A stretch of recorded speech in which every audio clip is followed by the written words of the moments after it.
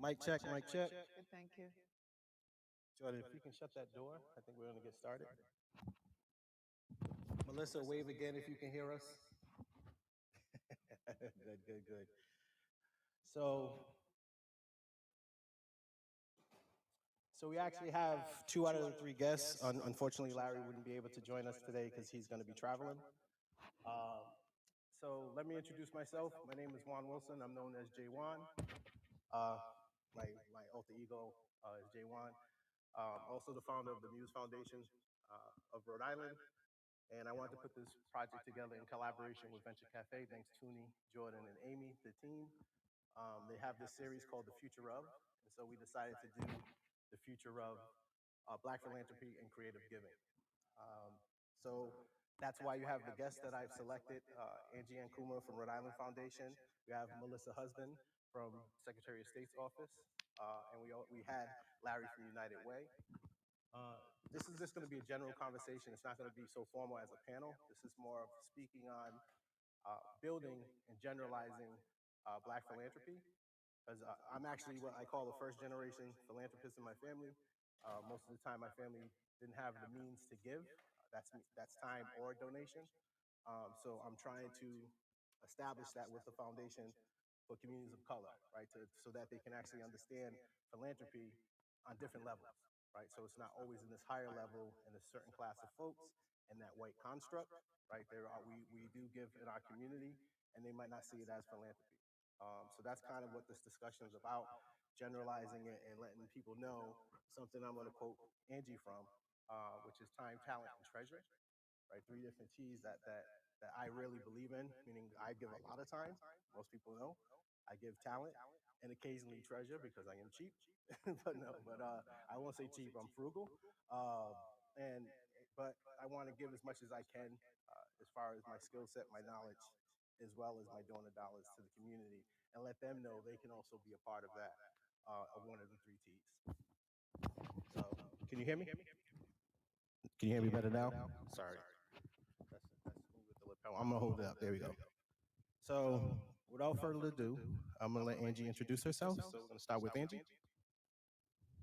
Good evening, everyone. Can y'all hear me? Is this on? You might have to hold it up a little bit. Good evening, everyone. Angie Bannerman-Ankoma. I've been with the Rhode Island Foundation for about maybe 9 months now. I was previously, in my title or role there is Vice President of Equity Leadership. I was previously at the United Way of Rhode Island for 3 years. And at the United Way of Rhode Island, I was the Executive Vice President of Community Investment. I always like to joke and say the development team raised the money and I spent the money. But before getting into philanthropy, I was in state government for about 10 years. I worked in the Rhode Island Department of Health for about a decade. And so that's just pretty much about me. Sums me up.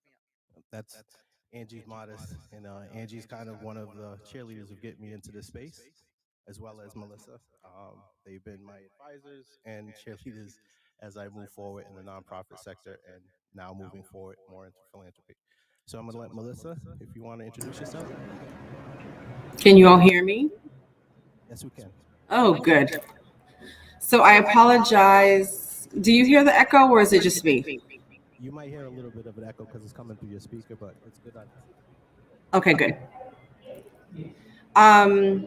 So I apologize for not being there today. I am in Poughkeepsie, New York, with my family doing college visits. So yay. It's been quite an experience so far. But I'm really happy that Juan asked me to be a part of this conversation. Currently, I am the Deputy Secretary of State for Secretary of State Ellie Gorbea at the Office of the Secretary of State, and I've been in this position for approximately 4 years. In this role, I oversee all of the Secretary's program divisions, which I won't necessarily go through. I think the one that I'm going to be talking about most is business services, because that's where registration for social enterprises and nonprofits happen. And we have a very large amount of tools that we provide to nonprofit organizations in regards to being able to start and maintain those organizations. I'm also a member of the Black Philanthropy Bannister Fund, which is through the Rhode Island Foundation. I've been on that fund for about 2 years.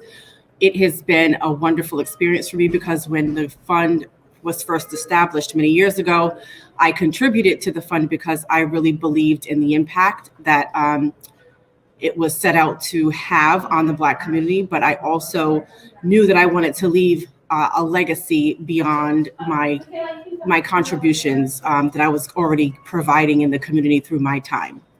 So through the Black Philanthropy Bannister Fund, I help to push money into nonprofits that are doing creative work in the Black community. And I also give money for scholarships for those in our community who are looking towards careers in the healthcare field. So those, I believe, are the two reasons that I am on this panel. And I think the third reason is because prior to me being at the Secretary of State's office, I was the executive director of Community Action Partnership of Providence, which is an anti-poverty organization that served underrepresented communities. And we tried often to be able to find creative ways to do programming and to impact those communities. So I'm really excited to be here. I'm excited to have this conversation. And I'm going to mute myself as much as possible because there is some background noise here in the hotel. So Juan, thank you so much. And I am very excited to be on this, a part of this conversation with my best friend, Angie-Ankoma. Looking fabulous, by the way. You're making me blush. All right, so can you hear me? Just want to make sure you can hear me. Cool, cool. No, so thank you, ladies, for being with me, or my Black queens, as I say. I really appreciate my sisters. They've been very, like I said, very supportive in this venture. And just, like I said, being in the nonprofit sector, coming from the for-profit, I don't see them as two different things. I actually see one as tax exempt and the other not, because self-sustainability is what's important. And that's something why I brought also Melissa in, not just on philanthropy, but just creative ways and nonprofits, right? Just things we don't see here for communities of color in our state or our city, but there are some best practices throughout the country that we can actually bring here. She mentioned the Black Philanthropy Fund. So Neil and I have been having our coffees, conversations. So Neil Steinberg from Rhode Island Foundation. Um, and we're trying to continue this conversation he used to have with my cousin, the late Michael Van Leesten. And Mike had introduced me to Neil when I first got into nonprofits. And so hopefully I'm going to take over that coffee hour with him and just explore the world of philanthropy. But we've had some real candid conversations as far as Black philanthropy or even touching on the BIPOC. But right now I'm focused on the B. I'm a mixture of both. Like I said, so I'm Black, Indigenous, and other people of color. But what happens is a lot of us are pulled in. Whenever we do a Black initiative or African American initiative, it always has to be pulled in with another group. No offense to the other groups, but right now for the month of August, we're highlighting African American nonprofits, and the mayor signed a proclamation recognizing August as Black Philanthropy Month. This is something that's recognized globally. He's the first city in New England to actually recognize it. Um, and so I want to commend Mayor Jorge Aloza, and he actually signed the proclamation on Emancipation Day, August 1st. So right now we are in the 5 days in to, oh, you have it on hand? Thank you. We are 5 days in to Black Philanthropy Month here in Providence, Rhode Island. So if we can give a round of applause for Mayor Aloza for that. So I'm going to get into the questions. So I'm going to give the first question is to Angie and then to Melissa. How does your current position in the organization play a role in Black philanthropy specifically? For you, Angie, first. Sure. This is much better. You can hear me, right? Right. Good. So what my position? I didn't go into a little. When I introduced myself, I didn't go to my role at the foundation. It's a newly created role, and it's really focusing on supporting leaders of color across our state. And I'm sure many of you who identify as a person of color know when we're sitting at different tables, particularly decision-making tables, we're often one of the few, if not the only one at those decision-making tables. And so Rhode Island Foundation decided to invest in a leadership initiative to ensure that there's more of us in leadership positions. How do we support one another? How do we create access? And so we are launching as we speak a leadership initiative called the Equity Leadership Initiative for People of Color. And so when you ask, how does that connect to my role? I think, I think when you think about philanthropy, it's really the love of mankind.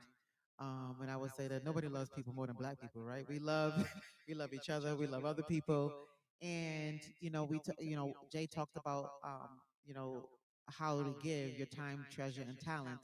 And I think in order for us to be able to be give more of the treasure, I think we need to be on financial footing economically as well too. And so that means we have to have roles where we have high paying roles, decision making roles, where we can make influence on some of those decisions as well too. And so my hope and aspiration is that we see with the Equity Leadership Initiative is that in a number of years, not only Black people, but other people who identify as people of color and mixed race are in position of decision making authorities. We are the superintendents, the governors, the mayors, the doctors, the lawyers. And so that's my hope and aspiration. And they can say that, the Equity Leadership Initiative opened doors and pathways. One of the things that's been really humbling to me throughout this process of developing initiative and also meeting people across the state is that it has been a welcome opportunity. We had about several information sessions while we were during the application process, and people just said thank you, right? People are looking for that opportunity. And so I refuse to believe that there are people in our state, people who identify people of color in our state who aren't talented. We have an incredible amount of talent in our state. And so people are looking for opportunity. They're knocking on doors or breaking down doors. And so my hope is that through this opportunity, we can increase the access and increase the visibility of people of color as well too. Right? We have that, a handful of people that everyone always calls on, but we know that there are more who are talented, who do have something to give and to contribute. And so I think through those opportunities, through that networking, we will be able to help and support people to increase our giving. This is not to say that we don't give. I do think that we're really generous, and I'm sure there'll be a question to talk about what Black philanthropy looks like in our state. But I think that oftentimes, there's a study that happened that was produced a couple of years ago, and it talked about in Boston, not necessarily Rhode Island. It talked about the wealth of Black people in Boston. I mean, the wealth of people in Boston. And then, if I remember correctly, the wealth of white people in Boston was $250,000, and the wealth of Black people in Boston was $8. Right. And so while that's right next door, I can't imagine that there's much difference in our state here, Rhode Island. And so we need to change that. In order for us to be philanthropic in terms of our money, we need to be able to be in positions where we can actually earn wealth in our communities. Thank you, Angie. Melissa, you want to answer the same question? You want me to repeat it? Could you please? Yes, because I was listening to Angie, so I got totally lost in what the question was. So the question is, how does your current position and organization play a role in Black philanthropy specifically? So I think for my job as deputy secretary, I think how it plays a role specifically is around what opportunities our communities have to fill gaps.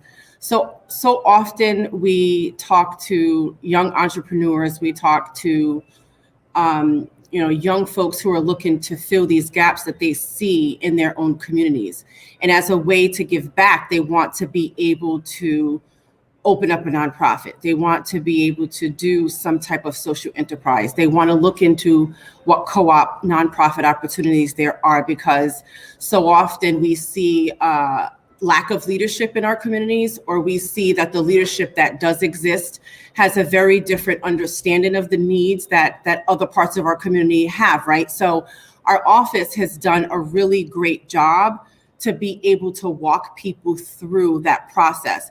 And I know on the surface, it sounds fairly simple, but you would be surprised at how many people are totally sold on the idea and has totally thought out the idea of filling that need, but has no real understanding of how to maintain it and what protections they need in order to make sure that the vision and the passion and the drive and that need is served long term. And so our job is to make sure that if you set up a social enterprise, that you have an understanding of what your intellectual property rights are. That is important. You want to make sure that you're not exposing yourself unnecessarily and having to battle, legal battles in court because you weren't paying attention to that intellectual property piece. Our office walks folks through what that looks like. We also walk people through what some of their actual options are around starting that nonprofit. You know, too often we have people come in who say, I want to start a nonprofit, but they haven't really done the research on what types of nonprofits they want to focus on. You know, I was excited to work with Juan on starting his foundation. We talked a lot about what the structure was going to look like, why that particular structure made sense. And so he was savvy enough to ask those questions. But 9 times out of 10, the Black community, they have wonderful thoughts of how to support their communities, but really no true understanding of that process. The other thing that we're there for is the support. Again, that maintenance part is vital because we believe in your mission. We believe in the needs of the community and that they need to be served in as many ways, in avenues as possible. So we are, as an office, there to be able to walk people through those opportunities. On the other side, when it comes to the Black Philanthropy Bannister Fund, I think for me, it is again that legacy piece. It's important to me to look at applications from nonprofits and really look at how they're truly impacting our Black community. So often we've had organizations that will make submissions that are saying that the impact is there. But when you really dig into some of these nonprofits, the reality is that it's not genuinely impacting the Black community as it should. And so it's important, as someone who has run a nonprofit, who knows what kinds of questions to ask, who knows what I should be looking for to ensure that the dollars, the very minimal dollars that we invest in our community, are genuinely being put in the areas that we know the need truly is. So I would say those are the 2 ways for me. Thank you, Melissa. So before I go on to the next question, can you all hear me? 'Cause I know I talk low. Um, just on my part, on what I'm doing, Melissa mentioned my foundation, the MUSE Foundation. So Angie also and Melissa have been advising me, and this is from scratch. One of the things I didn't want to do is form another nonprofit because I hear that we have so many nonprofits here. But some of the functions that I want to do, I have to establish a nonprofit. Um, but one of the things and one of my goals is to take that 80-20 and that 80% being grant dependent. I want to flip it on its head and be more self sustaining. So when Melissa mentioned intellectual property, um, that's one of the things I do on my for profit. So we do music publishing, I have software patents and where we also have residuals coming in. And instead of donating it from my portion, I'm actually setting up the foundation to have its own publishing so it can have stake in some of my IP. So even if I'm not part of the foundation, there'll still be some revenue coming into the space. So that's leading to the creative giving, like looking at other spaces. And then as far as the nonprofit sector, saying there's so many nonprofits, it's so many that are doing the same, right? Or in that same system. Even when we talk about philanthropy, there's different levels. This is not dumbing it down. This is just leveling up. And what Melissa said as well, alluding to giving that support. So you start at one level and get to another, right? So um, one of the conversations I had with Neil was access to the general Black population that is not, say, the philanthropy fund, or we take for granted we're in these circles and that we work in this industry. We speak even the acronyms and everything else and assume that others know it. And Neil had mentioned to me, well, Juan, we accept $25 donations. And I'm like, when have you solicited that you get $25 donations to the foundation? But they do accept that, right? So my thing is that it is accessible for folks to give at lower minimums to a foundation like the Bannister. Is it Banneker or Bannister? Bannister Fund. Um, Yep. which is one of the funds, right? And I think Rhode Island Foundation has 1,800 funds, on the website. We'll look at the website; it says it on there, right? And then there's a few other Black philanthropy funds with some names that are in there, as well as the Bannister Fund, and they also collaborate to that one. I'm on the I'm actually on. I have a campaign now to try to raise funds for a foundation for a Muse fund, and so we can have another fund that's also managed. And one of the goals is I want to raise the funds and give the funds based on the communities of color, right? And the leadership program that Angie's putting through. I was in some of the info sessions, and some folks they were brand new, right? They want to know how to do this, and I was happy that Angie's leading this because she's really grassroots as well as on this level. So Angie can be on all the levels and not coming from here. And she has that mother mentality and just that support. And so she's, even during the info sessions, she was still learning on ways to adapt this to make this more accessible for the applicants. And so I really appreciate when I sat in the first session, what she was providing.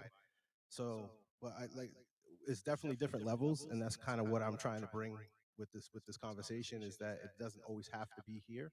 We can start here and build up, and still figure out those ways that we can give back. So I'm going to go to the next question. If I can, Yep, go ahead, Angie. you talked about the model of your the MUSE Foundation. I wanted to kind of speak a little bit about the Rhode Island Foundation in terms of its structure and how it works. And I didn't know about it. I figured, I just understood they gave out money like every other philanthropic organization does. And so Rhode Island has one community foundation, and community foundations, there's about 1,800 across the country. And so the Community Foundation, Rhode Island Foundation, founded in 1916, I believe in 1914 was the first community foundation that was founded in Cleveland. And essentially, wealthy people put their money together and they invested it, and then the interest off of that is what gets granted out every year. And so Rhode Island Foundation has $1 billion in assets, meaning this money is invested, and the money that we give away is the money that is the interest off of those investments. And so making sound investments is a critical part of the Rhode Island Foundation. And when Jay's talking about using some of his IP and his intellectual property to invest, to be able to give out to the community, that's a different way of doing foundations, which is very different from the way the United Way does their philanthropy, which is they do an annual campaign, which they go to companies and everybody gives a certain amount of dollars out of their check every week, or people just write a lump sum. And so those are the differences between United Way and the Rhode Island Foundation, which is the only community foundation in the state of Rhode Island. So I wanted to explain that because it's really, if you're not in the field, it's hard to understand the differences between the two. And so, but one thing is, while we say there's $1 billion in assets, people think that we should be giving away tons of money every year, right? We can't give it all away, or else we wouldn't have any to give away. Another part of it is, Jay was talking about the number of other foundations within the foundation. And so we don't control 100% of those assets. Some of those assets are controlled by family foundations. And so if I have $10,000, I can create a family foundation at the Rhode Island Foundation, and I can give that money every year. There are like 1,800 different ones of that nature at the Rhode Island Foundation. And so while we have $1 billion of assets, we don't give those away every year, and we give about $80 million away every year. We control about 70% of those assets. Right. And so 30% of that is what we can say, okay, we can grant out to this person, we can grant out to that person. But the rest of it is, let's say Jay has a family foundation at the Rhode Island Foundation. They say, okay, Jay's family foundation wants to give money to the food bank, or et cetera, et cetera. So I wanted to explain that just so that you give a little bit more background. And when you're talking about the numbers, how much we can actually, how much we take in, how much we give out, and how much is really under control. And the family foundations, they're called donor advised funds. Right, so those donors advise where those funds should go. Thank you, Angie. Yeah, thank you, Angie, for explaining that, because that's so that unless you know like even the community foundation, I didn't recognize Rhode Island Foundation as a community foundation until doing some research and seeing actually it's on the 990, and then talking to Neil and explaining that, and understanding that Angie's community, and then some of the other her colleagues I know have been in banking. They're attorneys, so they're really about growing funds and investing funds, and that's why I'm looking at creating a fund to help them manage, because they're good at growing dollars, right? They're good at investing, and then I want to hopefully play with the committee more than an advisory role on how we raise the funds to put in for you to grow, and then also how we allocate those funds afterwards. So hopefully I'm working on a collaboration with Rhode Island Foundation and others, even United Way, just to be creative, look at creative ways that we can grow philanthropy in our community. So I'm going to lead to the next question. So the next question is, how can community assist Black philanthropy with growth, participation, and awareness? Go ahead, Melissa. You take that first so she can see. I think there are a lot of ways that the Black community can assist. I mean, I think the biggest piece, again, to many things is educating our community about what it is, how it functions, and what the impact is. So often in the Black community, we are givers, as Angie said earlier. We give our time, we give our energy, we give our money. It just looks very different for us. We give in tithes. We do bake sales, we do lemonade stands. We give in so many ways. We make contributions to clothing closets. I mean, we give in so many meaningful ways, and those are all really great ways, but they're right now ways. And so I think for philanthropy, it's more of a long-term investment in your community. And I think that's where we have to make sure that our community understands what that means. It means that, yes, as Angie was expressing, the money is put in, you put $100 in, that $100 will grow over time. It will grow beyond you. And the only piece of that that's going to be put out into your community is that interest. So your money will continue to grow within your community for your children, for your grandchildren over time. And so I think that we really need to do a better job in educating our community on what it means to long-term invest in our communities and how that shows up. Because so often in the Black Philanthropy Bannister Fund meetings, we go back and forth on the hundred and something $1,000s a year that we end up giving for scholarships. There is no better feeling than to be able to bless our Black and brown girls and boys with a scholarship to live out their dreams. And you, with that $100, you are contributing to their dream. You are contributing to the betterment of our community. You are contributing to the representation that is needed and necessary in so many fields across the country. And so when we talk about philanthropy, when we talk about Black philanthropy, we need to make it real for people. We need to make it make sense and make people recognize and realize that it can be as simple as $50. It doesn't have to be that $10,000. You can give to your church and you can give to the Black Philanthropy Bannisters Fund. So you can give now and you can still give down the line. So I think it's really education around why this matters, why it matters today for you to invest so that your children can take advantage of it tomorrow. So I think that's the biggest piece. Thank you, Melissa. So, how can the community assist Black philanthropy with growth, participation, and awareness? And I know both you and Melissa mentioned that, we can give $25 or $50. Believe it or not, we have people who mail $1 to the Rhode Island Foundation, right? Because they want to contribute something to that.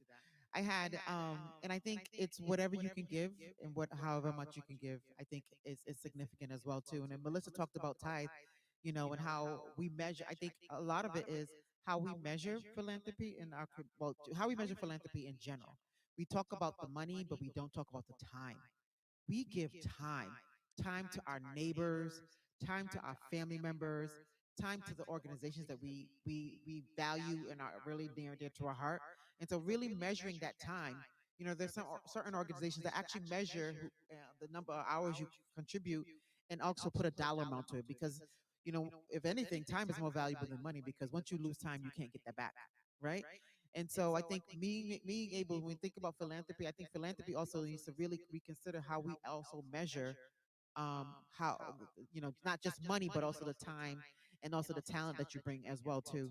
I serve on a nonprofit board for over 10 years, West Elmwood Housing Development Corporation, and I've served for over 10 years. And if I were paid for every hour that I've spent there, that's invaluable, right? And so really think about, if I can't give that dollar today, the time that you can serve on organizations with your talent and your treasure, and you'd be amazed. There are nonprofit organizations across the state of Rhode Island that just need your voice. They need our voices at the table. They're critical. And so, that's how we can contribute in our voices and making sure that we're there. There's a saying that, if you're not at the decision making table, you're on a plate being served. And so making sure that we're at those various decision making tables, because if you look at the landscape of nonprofit organizations in Rhode Island, they do not represent us. The leadership doesn't represent us. The decision making tables don't represent us. Even the donors, the people who donate to the nonprofit organizations, don't represent us. And so we have to figure out our way, whether it be at the decision making table the board and in leadership positions, I think it's time. It's actually overdue that we are at those decisions, at those tables, helping to make sure that we influence those decisions that are made in our communities. Thank you, Angie. And I want to elaborate more on what Angie was talking about, as far as the lack of representation when we talk about leadership on boards. I've also served on the same board with Angie at West Elmwood. I love the work they're doing and what they're doing in the community. So believing in the board you sit on, that's one, and the committee that you also work with. I sit on other committees because they also have this 100% giving for board members. Doesn't mean you have to give a significant amount, but they want to make sure that everyone gives back something. But I value my time more than anything. So I said I'm frugal with my dollars because I allocate it, we budget it every year, but then it's my time. You know what I'm saying? My time is valuable, so I'll put time in, even in doing this, right? Like this is taking time, and I appreciate Angie and Melissa from a distance, and then all of y'all to come and attend and devote the time to it. And so to get into the future part of it, um, one of the things we mentioned as far as like dollar amounts, and I didn't know they would send $1 to Rhode Island Foundation, and until it goes in. But one of the things that I'm actually exploring with the MUSE Foundation, one of our initiatives is called Awesome PVD, and we give out $1,000 a month to applicants that apply for the programs. I'm partial to youth and technology programs, just to let you know. But it's a group of trustees that donate $100 a month. We pull it together, and then we vote once a month, who, based on the applicants, who to award it. We've awarded 3 so far. I'm actually awarding the 4th next Thursday, and someone Juan says, Juan, that's not going into the foundation, it's going in and then out, right? And I said, yeah, that's a different, I'm not trying to make anything off this. I'm trying to bring awareness to programs that might not apply for traditional grants, because this is kind of seed money, right? This is their first time applying for a grant. We just recently developed a rubric, right? We have a guide on how to fill out the application. All this was under development as we're moving forward. I don't want to sit still and then try to come up with the perfect plan, then launch it. So what we're doing is getting the feedback from the trustees, getting feedback from the applicants, and we put it out there, right? So now there's a cycle for September, right? And we've been getting less applicants, I think, because it's summer, right? But the more, like now, I'm going to mention it now, awesomepvd.org, we're looking for applicants, right? And so that's one way of giving, bringing awareness to smaller projects, and also getting rid of some of the jitters of a project that might not apply for a traditional grant because they feel like they're not going to, not be able to get. They don't they don't want to hear no, or they just don't feel prepared to apply. So we're kind of using this to teach the applicant, and is also to seed a new program. So I'm going to get on to the next question. You're going to start with this, Angie. You ain't passing it off. What best practices have you seen and wish were implemented in Rhode Island as far as Black philanthropy initiatives, programs? I'm going to talk about two things. One is something, an interaction I had yesterday, which I think left a memorable impression on me. Another thing is I talked a little bit about how we measure, how we look at donors. You know, does it mean that, you know, if you donate $1, you're a donor? And so nationally, there's been a movement for quite some time called giving circles. And once I describe it, various cultures are familiar with it, where people pretty much pool money into a pot. And then the group, if there's 10 people who put $10 in, they decide where that $100 goes to in terms of a nonprofit. And I think it's a really innovative way of engaging people, having them at the decision making table. And something that Juan talked about just a few seconds ago is it gets the jitters out of applying for a larger grant. And oftentimes, the grants that are larger, often it's harder for groups that are led by organizations that are led by people of color. It's intimidating, right? I cut my teeth on writing grants, just sort of like riding a bike. I wrote a couple, got a couple of no's, and I got a couple of yeses, right? And so I think applying for the first grant kind of gives you that courage, and having to be able to speak about the work that you're doing in the community. And so I think Giving Circles is an innovative and I think a model that engages donors that traditionally don't think about engaging with philanthropic organizations. And so at the Rhode Island Foundation, we've been working on Giving Circles over the past couple of months. And in coming months, we're going to be launching one for Black donors. And the model that we're developing includes asking donors who identify as people who identify as Black people to give $250. And once you give that $250, you gather with a group of people and determine where that money goes, that resource goes to. Rhode Island Foundation has decided to match that $250, and so if you give $250, that means you really have $500. The group has $500 in each person. So if somebody gives $500, it really is $1,000 for the group, and so on and so forth. And I want to say that we started outreaching to people in the community about it, and you'd be amazed. Like, people don't ask. One of the things that people don't ask Black people for money because they often assume that we're on the receiving end of getting money, right? And there wasn't one person that I spoke to directly that didn't say, absolutely, sign me up. Not one person. In fact, I was just explaining it to a couple people and it's like, sign me up. I didn't even ask. It was like, sign me up. Right. Because oftentimes we may not have a lot. That's one thing too about the data that says about people, communities of color and philanthropy. Communities of color are more philanthropic with the limited resources that they have than people who are wealthy. So the little bit of like the $1.50 we got, we're willing to give away 75, right? And so there wasn't one person who we asked to give to the Black Giving Circle who said no. And then we're also starting one with Latinos. And every single person said, sign me up, yes. And in fact, I'm telling my friend and my sisters are coming as well too. So it's been really encouraging because we know what philanthropy means in our community. Like, Melissa said, every church has a building fund, right? Every church has a building fund, and people give and give to that. People are willing to give to that. And so it is really incredible to see how people are stepping up in our community right here in Rhode Island. And again, it's not people who are making, 6 and 7 figure salaries. It's people who are really working class people who are giving. And so I want to say that is, future. And we're looking at doing other giving circles as well too, and looking at how we can support members of the community and be able to give and to be able to change not only the perception but also the visibility of who is a donor and who can give and who has the capacity to give. Another thing I wanted to talk about. Good. I know you had me on a roll. I didn't want to talk. Go ahead. That's what you're here for. The other thing is, I had a conversation with a group of young women yesterday at the YWCA. They were like girls between the ages of 10 and about 12, 13. And I talked to them about, what I do at work. And it's kind of hard to like philanthropy. What is that, right? And so I kind of broke it down to them, like, what are you passionate about? And people talked about, issues. The girls talked about issues they were passionate about. And I said, well, if you had $1,000, what would you give it to? And you would be amazed what these girls said. Like, I was blown away. Like, the reason, like, when people come to me to ask for money, one girl was like, when I go to my grandmother's house in Philadelphia, I notice there's a lot of abandoned houses and people who don't have a place to stay. So if you gave me $1,000, I would get people together and I would fix up those houses for people to live in. Right? And somebody says, I really care about the environment and I want to make sure that we have money to clean the water and clean the ocean. Like, these are things that we, like, philanthropic organizations give to.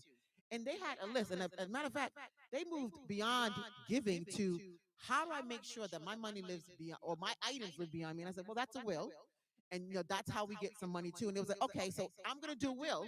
So I had 11-year-old girls talk about how they're going to tell their families what they're going to be. I was like, what are you going to, I want to make sure they said, I want to make sure my cell phone goes to my sister, my shoes goes to my, they were beyond their age. And so the second thing that I would add in terms of innovation is making sure that we engage youth in philanthropy early. Because the youth knew exactly what they were passionate about, exactly the way they would give. And I think it also engages them in how to think critically about different issues in their community. They talked about homelessness, housing, income disparities, education, you name it. All the things that we invest in philanthropy. And so it was really humbling to know that these young, amazing girls were on it. And once they figured out what philanthropy was, they were on it. And so, a couple of years, I told them, I said, in a couple of years, I might see them as a donor. And I said, would they trust me as a donor to give their money to? And I got a couple of votes of people who give me their money in the future. So I think, engaging youth and making sure that we change the face of who is a donor and who is a receiver of the services. Thank you, Angie. And Angie also alluded on the youth. So I'm going to plug Awesome PVD again. There's no age limit.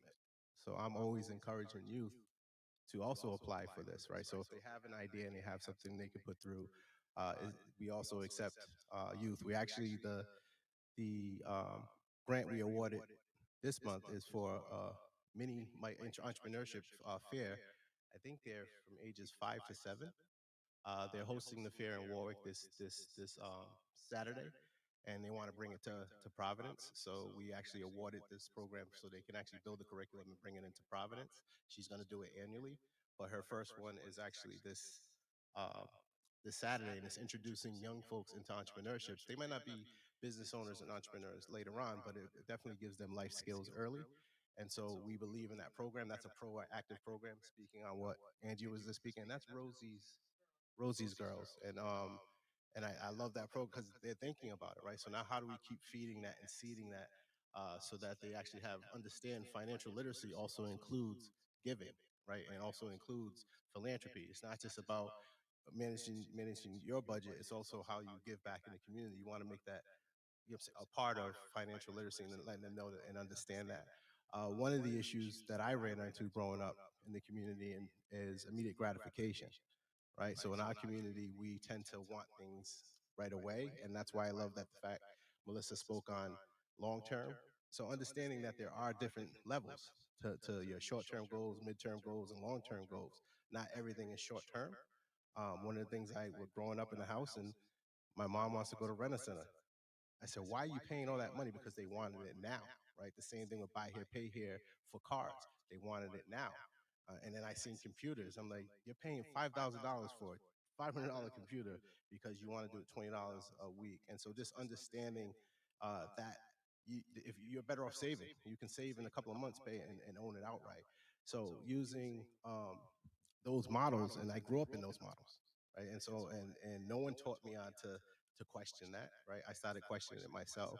So, and then the Giving Circles, if you want to contribute to the Giving Circles at Rhode Island Foundation, I was searching the website, and it's actually on the website. So I think it's already open for both the Latino and the Black Giving Circle. So it is open on the website. I also want to make sure I plug in the applications, right, Melissa, are open the for the Black Philanthropy Fund. For the grant, yes. Yep, through, Until I think, yeah, for I think another few weeks. I think till September 9th. So I'm Yep. just doing my homework, going through the sites, and we also have a resource guide. If you go to museofri.org, I have a resource guide that Melissa had put together from Rhode Island Department of Nellie Gobea's department. So it's giving you some resources on social enterprise, nonprofits, what those steps are. I also have a list of BIPOC nonprofits. I have about 95 that I identified run by BIPOC. There's a list of the agencies, who the ED is, and their contact. That's also there because some people were asking me, how do I reach out to these organizations? And that's a forever growing one. So if you know any that aren't on the list, definitely let me know. So we're providing that as a resource. And like I said, the creative giving, Awesome PVD is a giving circle, right? That's exactly what it is, a giving circle. We give it out, we award it, and that's just one of the initiatives. And so right now, I'm going to open it up for questions from anyone else. We're done with asking questions. I didn't get to answer the question. I'm sorry. I'm ready. I was ready to answer the last question. We're just gonna skip over me. Listen, I'm gonna say one thing. This is what they do all the time. They bully me quite often. All right, go ahead, Melissa. I forgot. I'm sorry.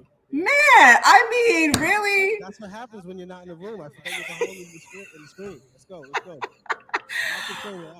All right, I'll try to make it quick since you clearly seem anxious to move on. I actually wanted to suggest giving and getting. You know, so often in the Black community, we love to give. We give our hearts, we give our time, we give our energy, we give our money, but we also don't look for those opportunities to also receive, right? And so I think that we should start really looking at some ways to both, yes, benefit the community, but also benefit ourselves as individuals. You know, I've seen more and more in Black communities, I've seen investment clubs in the Black community popping up. And that's a fantastic way for you as a collective group of Black people to create an investment club, to invest in yourselves, and then agree that a portion of that goes to a nonprofit or a Black philanthropy fund or an awesome fund. I think that is a perfect way to be able to give and get. The other way, honestly, I think is through co-ops. You know, we do nonprofit co-ops. Right now, Rhode Island is very limited in the types of co-ops we provide. It's only around agriculture and housing. But I think we should expand as a state on co-ops, because co-ops, yes, it benefits the community again, but as a member, you also receive some of that excessive residual funds. And that those funds can be for you and your family, and you're still giving back to the community. So I think that there are so many models across the country where there is a give, but there's also a get.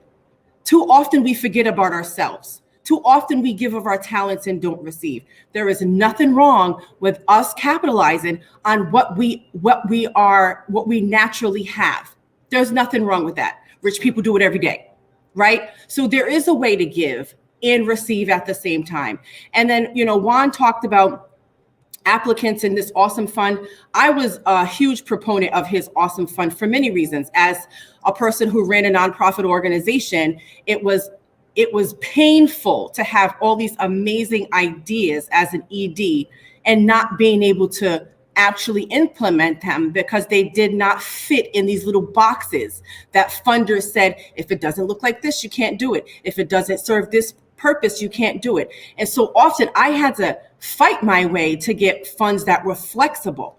And so I think, you know, pots of money like the awesome PVD are vital. And we need to continue to look at models that allow for nonprofit leaders to be able to impact communities in a way that they absolutely know is necessary. But they're thinking outside the box oftentimes. And you know what, honestly, to be able to get to the core of issues around poverty, you have to think outside the box. You have to get down to a level where you say, you know what, I get that this funder wants this, but I'm not going to do that because that's not going to benefit my community. So how do I find flexible dollars that allow for me to give my community what it needs, despite what the trends are telling me? So I would say, personally, give and get. Let's give it, but let's get it. There's no reason why we can't kill two birds with one stone. So that's my message to end on. Juan, you can go ahead and open up the questions now. Thank you for the permission, Melissa. And I definitely I echo exactly what Melissa's saying. It's ironic. Before I started the Giving Group, I have an investment club. I have with some relatives where we do the investing. I'm not sure if y'all can hear me. This seems a little low. But so and part of that is like what I do with the IP with the publishing. Like I said, I'm willing to invest in the nonprofit and not just giving my money. Like I said, making the nonprofit a partner so that they can actually pull their funds out of what we make. So I'm going to open the floor for questions. Anyone got a question? Raise their hand, and this is going to be for one of the two panelists. You got a mic. Thank you, Jordan. Is this on? Oh, can you hear me? Okay, great. Hello, everyone. My name is Latanya Montero. My daughter and a group of friends of hers have started a nonprofit called She Community. I can't believe you're zooming in on me right now, but anyway, sorry. And it's to uplift and help women of color in this community. And they're just starting the process of creating the nonprofit. So I would love to connect them to you all. And how do I do that? Well, for me, you can go to museofri.org. Send me an email, and definitely I can connect with you. And even though we receive applications on Awesome PVD, and if you're not awarded, we do look at the other applications, and some of my trustees identify other resources. So if you're not awarded in that round, we could provide you with other resources that you might apply, that you should apply for, or applicable to your application. And then you can also reapply for Awesome PVD the next month. So it's not a one and done. You would be awarded only once a year, but if you have an idea and it doesn't get awarded the first round, you can improve your application and apply the next one. So I'm gonna and definitely encourage the folks to apply at awesomepvd.org, but they can reach out to us at MUSE and we can see what else we can do to give them resources. So that's on my end. Yeah, and Juan can give you the Black Philanthropy Bannister Fund contact information as well. I'm at Rhode Island Foundation. Foundation. So if you look on the website on the staff page, I'm the first picture. Yeah, I love it. I love Angie and Kuma. She's A, and then she's in this bright red, beautiful As she color. should be, as She she should be. out because the rest of them are real vanilla, and I said, "Oh, I love the color that she brought pop to the organization." So I said, "Look at that, Angie's already defined just on the directory. Let's go." Perfect. Thank you so much.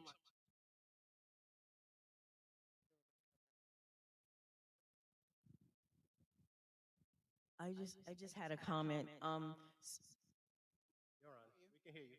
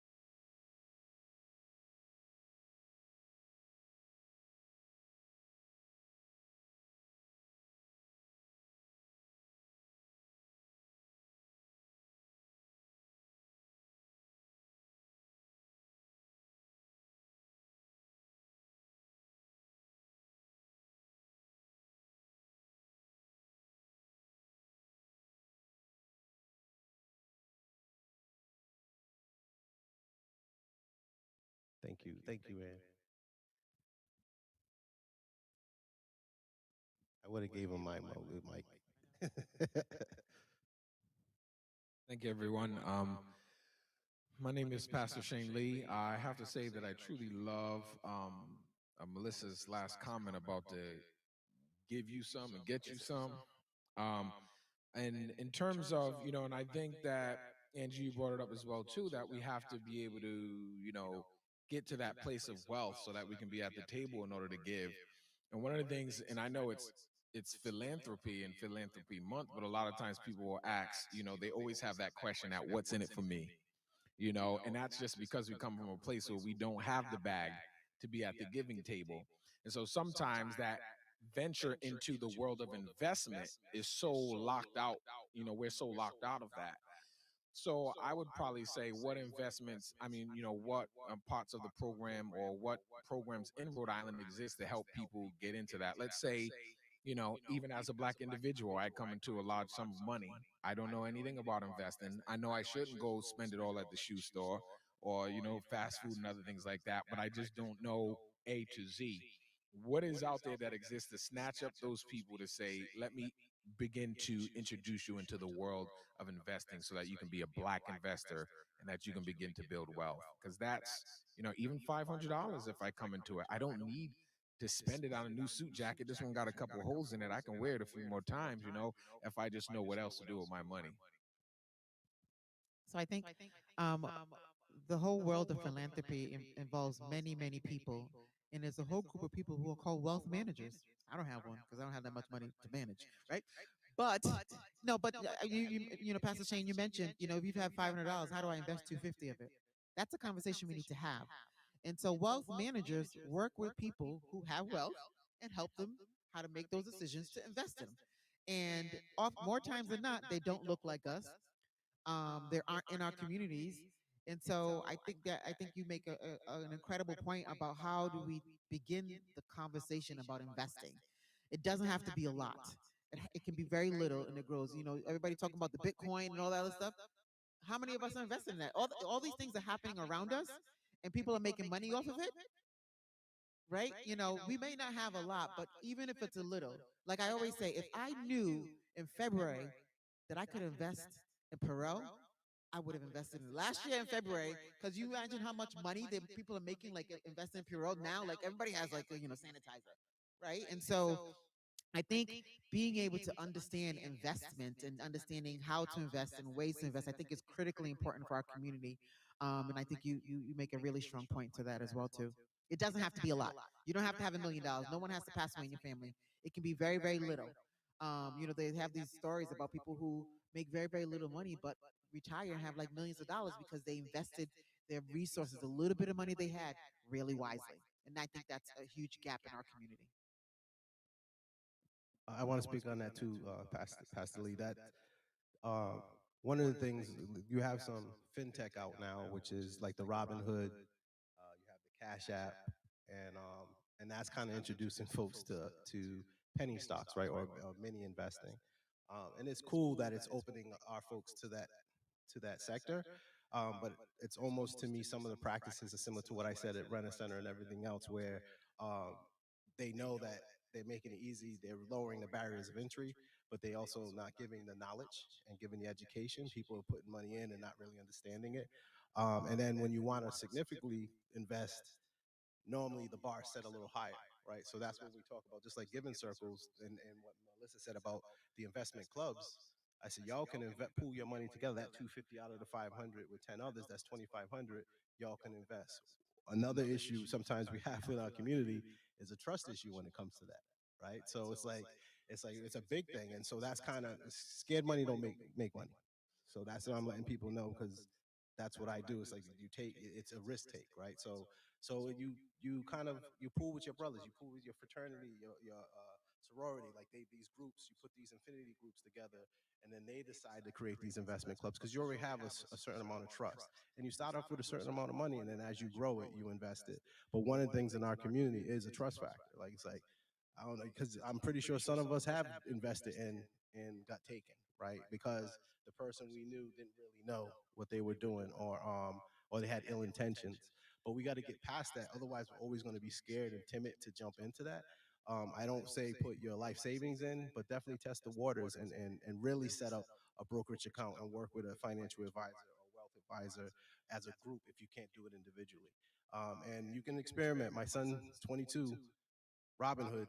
Now he's on to really having this brokerage account, and he's actually changed his major in school to go to into finance because he's always been good with money. And but Robinhood kind of just gave him the introductory into financial management, but he wants to learn more, and they're not giving him enough. So he's venturing off. So I do recommend, like you said, is what do I get if I'm giving, right? So there's two ends to that coin, definitely.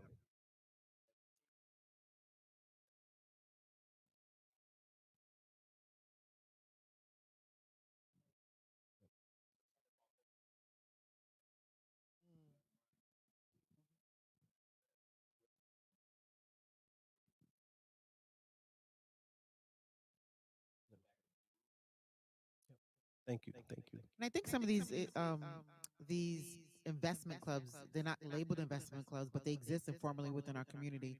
You know, I was part of something called Susu. And anybody familiar with Susu? Yes. Yep. Susu. I think it's a Haitian word. I think Haitians. I was a member of a Haitian Susu. No, actually, I was a Nigerian one. But anyway, it was, you know, every time, you know, there's a joke that says that as soon as you get a little bit of extra money, all of a sudden there's a light that goes on in your car that says it got to be fixed, right? Like, I feel like it always happened to me. So I joined a member of a Susu, and it was like 15 or 20 people in the group, right? I didn't know anybody besides the person who was an organizer. And I think I started out at $100 because I'm like, I can afford $100. And every week, somebody came and I sent $100 to the person. And each week, somebody gets a pot. So there's 15 people, $100. One person gets the pot the first week, second week, so on and so forth.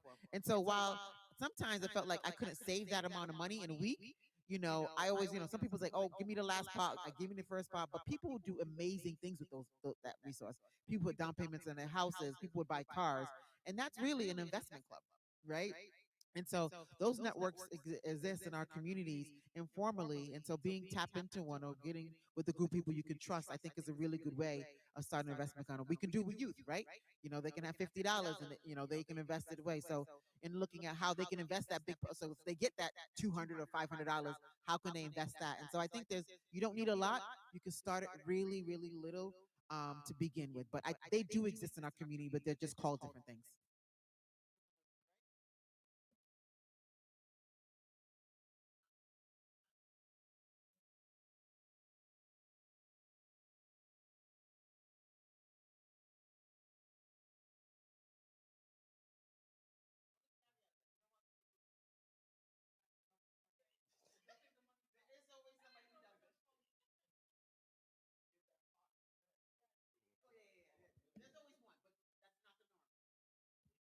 That's the exception, like she said, not the norm. If there's any other questions? I did. First, thank you guys so much. Melissa, it's good to see you. And Angie and Juan, thank you so much for this today. As a white person that just ran a nonprofit for it feels like a million years, and what I learned is, like, there's a lot of white saviors out there trying to do a lot of good work, um, and there's also, like, we all breathe the smog of white supremacy culture in terms of how these nonprofits work and how they get money and how they are able to operate. And so I'm really interested in how, like, what are we doing at I love these conversations about, like, the things we're doing at the grassroots level, like the SONs and the ways to change things, but at the traditional level, the Rhode Island Foundation, or, like other United Way, other ways, like, what are we doing to completely disrupt the white supremacy culture that is the smog of those? Because just the fact of asking organizations to have to do the worship of the written word, to write these stupid grant applications, to then turn in the data on the right times. And what I want to do is give money to really incredible leaders, people that are in the community, are closest to solutions, and let them pay for operations support so they can actually make changes in your own community over long term. And so that is, like, who's doing that? Like, who's going to get us there? I forgot to thank, thank you for that question. Two things I should have mentioned earlier. Um, you're completely right. I completely agree with you. Um, two things that we started recently at the Rhode Island Foundation in our capacity building team is one, there was after 2020, there were a number of organizations who really wanted to address systemic racism and wanted to do racial equity trainings, right? We got a slew of those requests. And so what we did is we structured a grant program that not only provided some resources to organizations, but also said, not only, we don't just want you to do a training and check off a box. We need to look at how what policies and systems are you going to change to become a more anti-racist organization. And so we had an open round of applications. Those applications are for organizations that are led by white people who have predominantly white staff members to become more anti-racist, right? Because we were getting overwhelming amount of requests for that. Two, we recognize it's well proven in Rhode Island that we don't have a lot of organizations that are led by nonprofit people who are people of color. And so on the other side, we provided a capacity building grant for organizations that are led by people of color and want to scale up their capacity, because it's apples and oranges in terms of the amount of resources that organizations that are led by people who look like you and I compared to the organizations that are led by people who identify as white. And so the capacity building grant is really looking at working with a cohort of organizations that identify as people of color, work with them over the course of 2 years, and helping them to stabilize their organizations, scale up their organizations, increase their resources, whatever they feel like they need to do for their organizations, and also providing them operational support money as well too for over the course of 2 years. And so that's what we're doing this year to move that needle, and also looking at feedback, and also really listening to what nonprofit organizations that are led by people of color need, right? And so yes, you need money. Yes, you need to establish a nonprofit formally. You need to develop a board, whatever that is. We're going to help you through that over the course of 2 years, give you some operating support, and working with the white-led organizations over the course of a year in a group setting, saying, hey, you want to become more anti-racist. It's not just a DEI training. What else do you need to do to become more anti-racist? I would say the third thing that we did, I worked in partnership with the Rhode Island Foundation when I was at the United Way of Rhode Island for the COVID rapid response grants, right? There was like $9 million that we gave out, United Way and Rhode Island Foundation gave out to community. And what COVID did as a philanthropic organization is we had to move really quickly to get money out in the community. And so the application question was really 5 pages. Now, if you apply for other grant applications, it is like pages. The application to read to apply is like 28 pages, right? If you look at a federal grant application, it's 28 pages just to actually figure out what the instructions are, and then the application you actually submit is like 100 and change, right? We made the application really short, really quick, one report, right? All these things eliminate barriers. Is it perfect? Absolutely not. But streamlining the process, making ourselves accessible, working with members of the community who are actually serving the community that they actually identify with, were some of the things that we started over the past year, because we had to be more nimble with the COVID, right? Unfortunately, because of COVID and lack of resources, we had to become more nimble. But I know that over the next couple of years, as we continue to get feedback, we will begin to streamline the process. So do we need like 13 pages of data or grant applications? I don't want to read a 13-page application, right? You want to know what you're going to do, how you're going to do it, measure the impact, and let's go, right? And so that's one thing. But I know there's some amazing models nationally that we're also looking at the foundation to be able to integrate and embed in the DNA of our work as well. Yeah, I want to add to that, Angie. I think you definitely nailed it around the COVID thing. I know for during COVID, I received a lot of panic emails and text messages for funders who were trying to get rid of money, and they were quick to want to bypass these processes, these terrible processes to receive money. You know, too often, small grassroots organizations that have 501c3s, for instance, like the Chad Brown Neighborhood Association, they are constantly overlooked as a viable nonprofit because they don't look the way funders feel comfortable. But this is a all black male run organization that's on the ground in the communities. They grew up there, they live there, and they serve there. And the fact that they have consistently been overlooked because the structure of their organization doesn't fare well in the eyes of funders is BS. Until COVID happened, when all the funders were reaching out to me saying, oh my goodness, we need on the ground grassroots organizations that are in the community, not organizations that have to develop relationships in the community. We have to stop pretending that these structures and processes are necessary, because they're not. It's just another way to push out nonprofit organizations that are run by and look like us, that impact and serve our community. So that's one thing I will say. The other thing that I would say, and this is a pet peeve of mine just because I ran nonprofit again, is you see these small nonprofits. I loved partnering with smaller nonprofits because, again, they do have that connection that so often these larger white-run organizations don't. But they do have those capacity issues, as Angie was saying. You know, I would love to see the Rhode Island Foundation or the United Way of Rhode Island create some kind of like flexible shared service model for these small nonprofits, because they don't have grant writers. So when their grants come in front of funders, they're denied because it doesn't sound right. It's not written well. They can't afford grant writers. They can't afford IT services, right? So they're susceptible. They have high risks in so many different areas. They can't afford health insurance. They can't afford all these things as an individual organization.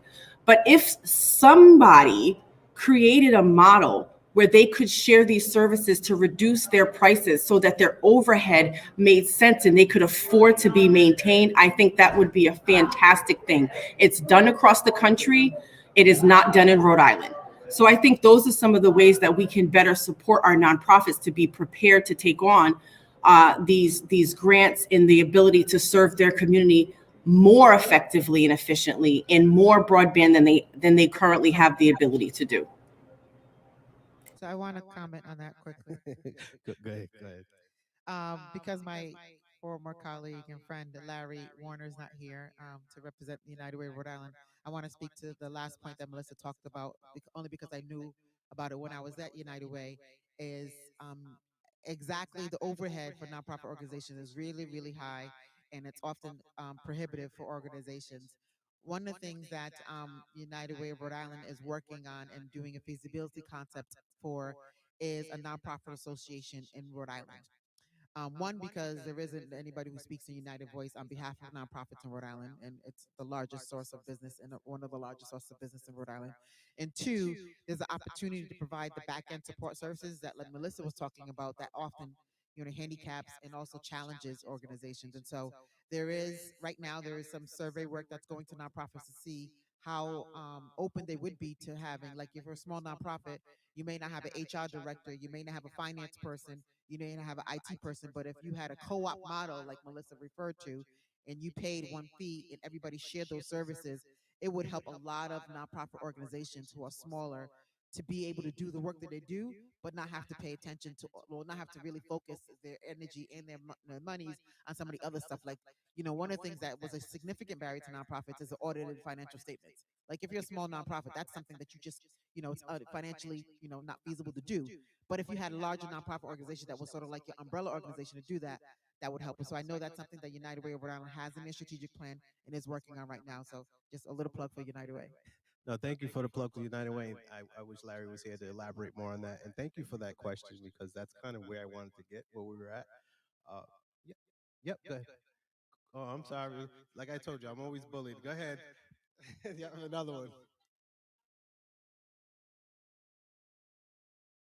Speaking.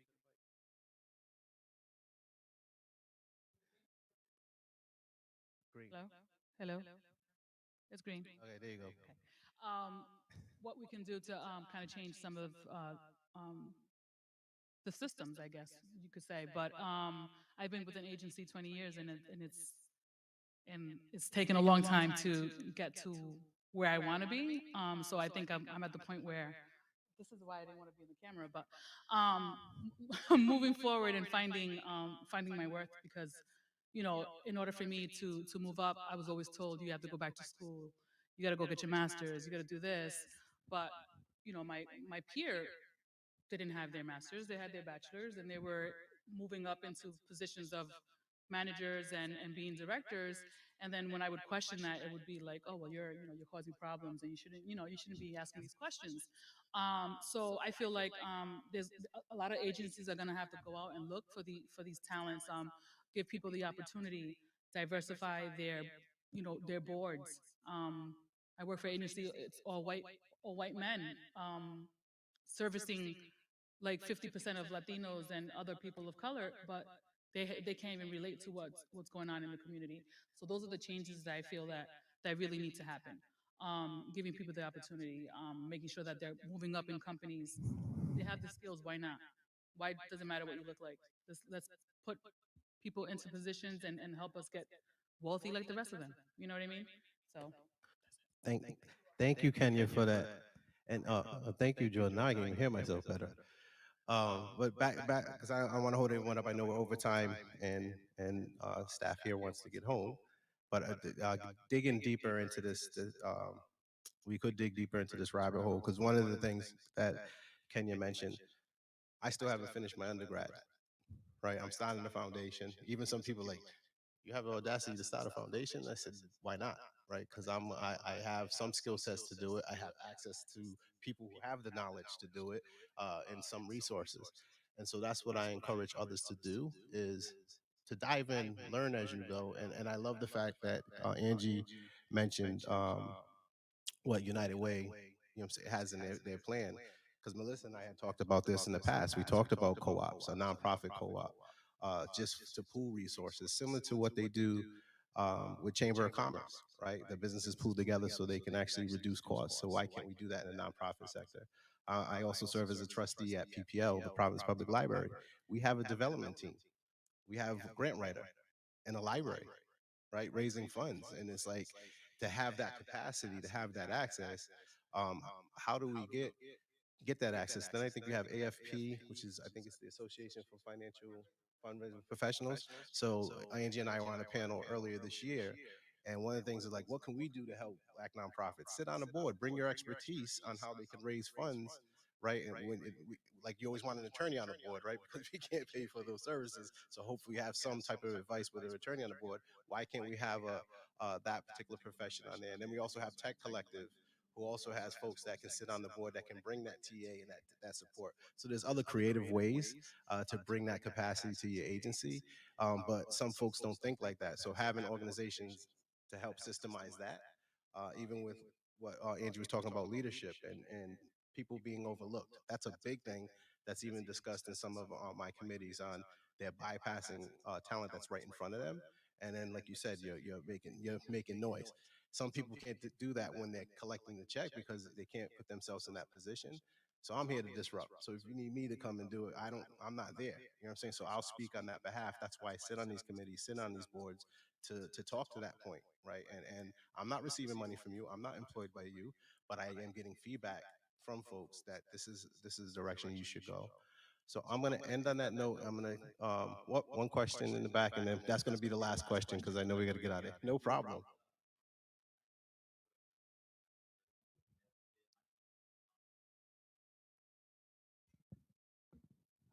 Recently just started working with the African American Ambassador Group as a lead coordinator. I'm also Nice to meet you. I seen you in the Hollywood Square earlier. Yeah, yeah, yeah. I also serve as a new pastor on the south side of Providence, at one of the churches on the south side of Providence. And I was just curious. Pastor Shane Lee was speaking about it, and just listen to everything else that was also said. About that education factor. Empowering our people. Giving the tools to learn. And so I know the young lady earlier. She asked about her daughter, who's already started a nonprofit. But then my question is, I guess, how do we connect, or who do we connect our people to if they haven't started a nonprofit and they want to start a nonprofit? You can call me. So I mentioned earlier. So if you go to museofri.org, we have a resource, and so actually Melissa put together a really good guide on how you can actually start from a nonprofit. Yep. So you can actually. She has. Oh, she also left some materials here to get started on that. And Juan can give you my cell phone number too if you want to Yep. chat offline sooner than later. Yep. And then so I'll definitely will connect. And then, but like it is, if you weren't in this room being connected to her, like that's kind of what happens. We get in these situations. So I'm trying to make it more broad access, not giving her number to everybody, but saying, but give these resources that can guide them in that direction, and who to ask. Like even you said the education part. I'm self-taught most of this. Like so for my financial planning, I've taken some classes at Roger Williams, including one by Melissa, which is how to not run a nonprofit, even though it was nonprofit management. And it was a great course. It should have been a master's course, but I'm happy I got it in undergrad. But just giving you different aspects, and just really having the courage to dive in. Don't let anyone say, well, you can't do this, you can't do that. As soon as you say that, I'm doing it. I'm just defiant like that anyway. But yeah, so I'm going to close with this. If you see the giving circle, so you're going to see this green circle, that's actually helping me raise funds for this foundation. I'm sorry, for the Muse Fund that I want to establish with Rhode Island Foundation. And you're going to see it around the city. You're going to see this giving circle around the city, just like you see any other fundraiser. But you're going to see a lot of grassroots with me trying to raise funds for these type of initiatives. And hopefully what United Way is working on, I want to be a part of that. You know what I'm saying? That whole a group of folks together, because my organization will need those services, right? So the way I'm trying to start this foundation. And I really, really appreciate going on there, because we can get into the discussion of philanthropy so white. That's a whole nother conversation. You know what I'm saying? So, but those resources also will be on my website, so we can have those discussions, and hopefully we can have another discussion like this again, another conversation. But we can virtually. Everyone knows I'm accessible. I'm like the Tom of MySpace, but in Facebook, so you'll see my face on everyone's profile. But that's what everyone says. You're like the Tom of MySpace. People who remember MySpace. But yeah, we can engage in those conversations and really, really. Put it to the road. Like I love having the talks, but I really like to walk. Right, I really like the action steps and getting things done. So I'm very spontaneous and very Juan. You shouldn't do that now. Well, I already started. Come help me. But I really appreciate everyone's time. And you can reach me at museofri.org. I want to thank Toonie, Jordan, and Amy here at Venture Cafe for providing the space.